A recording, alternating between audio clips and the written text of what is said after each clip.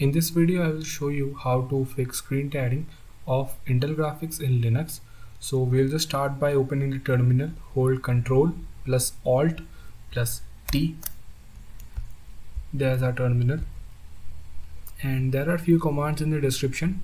So start by pasting the first one. Here it is. Press enter.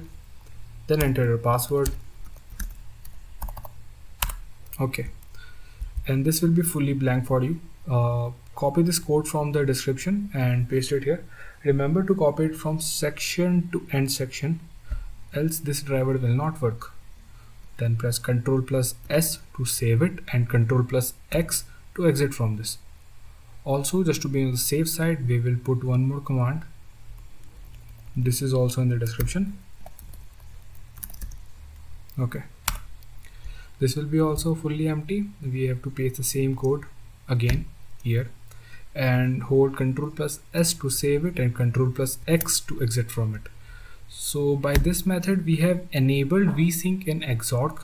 Remember, this method is only for xorg and not for VLAN, so kindly just keep that in mind. And now you have to just restart your PC and there will be no screen tearing.